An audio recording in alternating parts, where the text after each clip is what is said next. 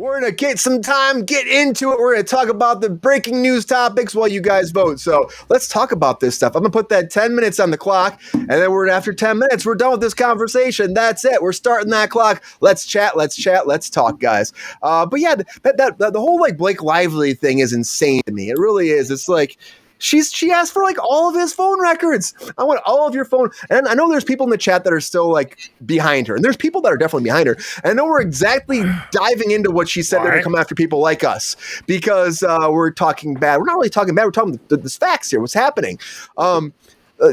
Angela, we'll get more into this too. Do you think there's any world that any judge would have let her have all of this guy's phone records?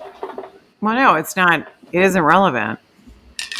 Not at all, right? Like, what relevancy would that be to take everyone? I mean, that's like, let me go through every single thing in your house, just so I can so essentially I can provide your case with some kind of leverage or fuel. I mean, that would basically be that wouldn't make any sense for a judge to do because they'd be in trouble. Well, they'd be like they'd be disbarred or however you want to, whatever legal language there we need to use. They would have because it's just you're fueling.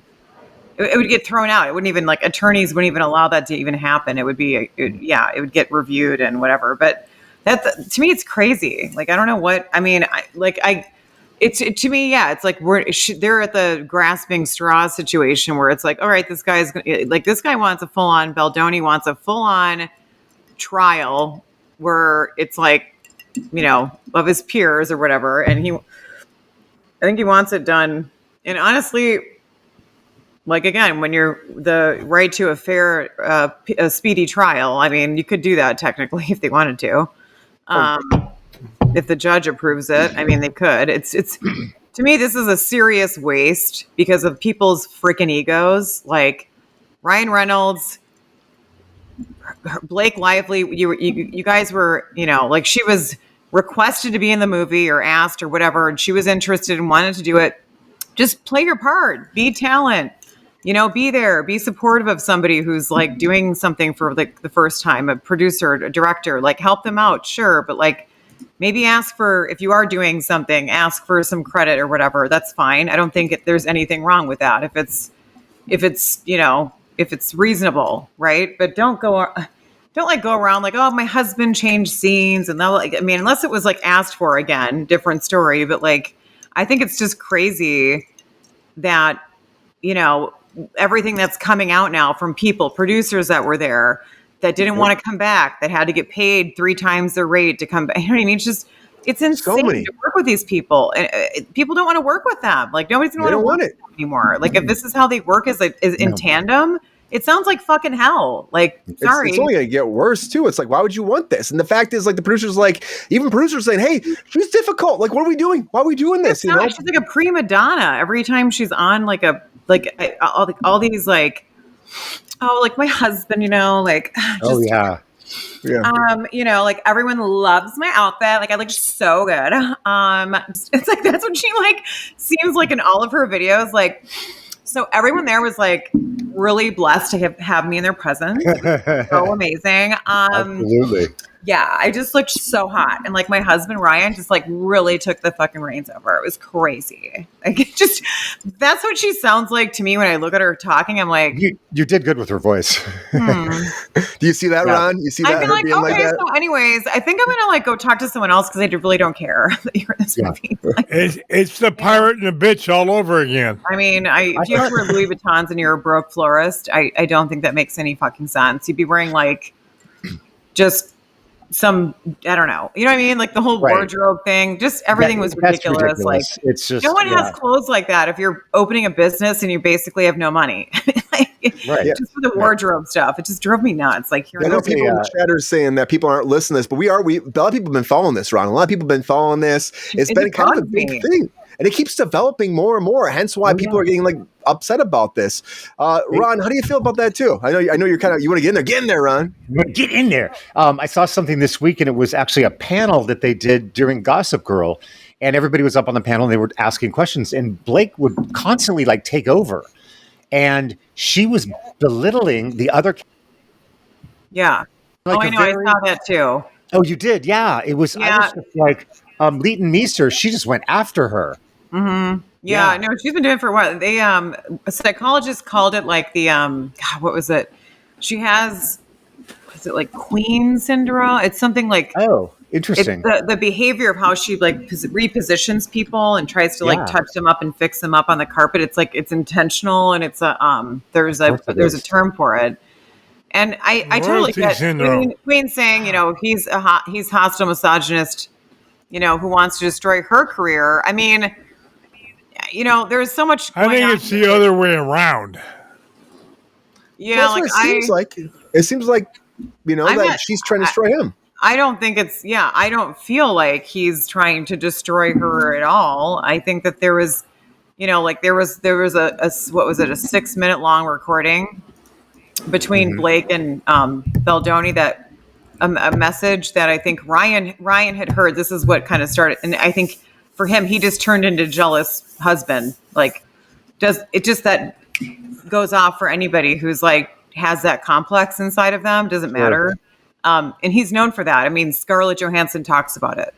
Like, he talks about it like sort of like it's indirect or indiscriminate, but it's about Ryan Reynolds. And that's why she said she's with her husband, Colin, now, because of, she just was like, I didn't realize that, like she made a bunch of comments about things, and people can go back and look online and see what she talked about after her divorce and stuff. But I mean, Scarlett Johansson's she's pretty candid, but she's also like holds things to the chest, but she doesn't, she's not going to bullshit when she's telling you, hey, this is what happened. I mean, I don't think she was being like defamatory or anything towards him. I think she was just explaining what she had experienced, that she didn't really realize her value in a relationship until she met somebody who, like wasn't putting her down or didn't like, hey, you can't wear that, you can't do this, or like a controlling factor. And that's what Ryan has been with. He's had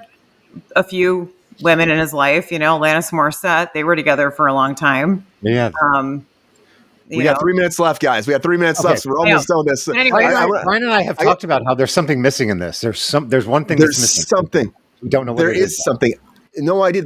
I hope that finds out in court. Let me go to GR fast. He hasn't really had a chance to say anything. I got to confront him right now. GR. This whole thing with Amelia Perez. I know you went after her quite a bit, Gascon, there during your hot takes. Like, it's a big thing for a lot of people, but she opened her mouth and she said a bunch of things. Do you think that it's a good thing for her to actually show up at the Oscars? No, but she's going to anyway because Netflix wants her to. But the person, I won't even call her a bitch because she doesn't even rate that. Well, it's a bigger thing though, GR. She fucked up her career and she's going to pay for it now. Let's put it that way. Yeah, I mean, it's all about putting your foot in your mouth. That's the biggest thing. I just don't see the point of showing up at this point. I feel like people are going to shun her. It just sucks. I think she's going to try to make hopefully she doesn't try to make a moment. She might try to make a moment though, on the red carpet or something like that. Oh, we'll follow that. Not. I hope she doesn't, but why else would you show up like that after like you're already being like trash talked like this, and like everybody's mad that you're coming even at all. Everybody said don't come, and now she's going to come. That would be a nail in her coffin. Go ahead, I'm sorry. Based on what she's done already, she's going to show up and make a scene. You guys, really quick, people are kind of wondering what she did. Why don't you just do a quick recap? Very quickly, she posted a bunch of comments. As Ron just said, that she's gonna just hammer the nails in the coffin first. Yeah, but what she did, GR, she posted a bunch of stuff about 9/11, about how there were people dancing in the streets, excited about the towers being pulled down. She posted about George Floyd, being a murdered rapist and all of that, and he deserved to die. She posted a bunch of stuff too, like about just like anti-Palestine, I think too. But you know what? There was just stuff that was like, it was like very political and it was controversial, as opposed to going to her PR team. She had started speaking and not like dealing with it, with her team first, and that caused people to get mad. Netflix was mad. So we got 40 seconds. It's called Stuck on Stupid. We're almost done right now. So Chaos, I'm going to say watch Chaos. Anybody watch Chaos here? Anybody? Nobody watched it, right? Watch Chaos. It's so good. I know it's not going to come back. Angela, how about this He-Man picture? How about this picture of He-Man, Angela? Is that chest enough to give you the power to feel like that He-Man should be coming soon? I can't see anything but a big, thick sword. There we go. And and Ron, because we got less than 15 seconds left, the St. Jones thing was a crazy thing for the business. And then how did it affect your side?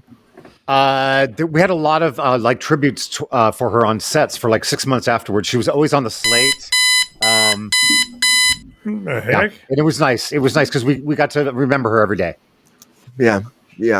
I love that too. And it was a big thing. Yeah. Great. I mean, I know we're out of time, but I want to say that it was amazing. And I saw that too on the slate, and people thought about it, and it really created a movement a lot of ways, Yeah. And I hope it helped with safety too. I mean, we have to be more safe about things. Even if you're like independent, Ron, like that, like those people were independent. They didn't have permits.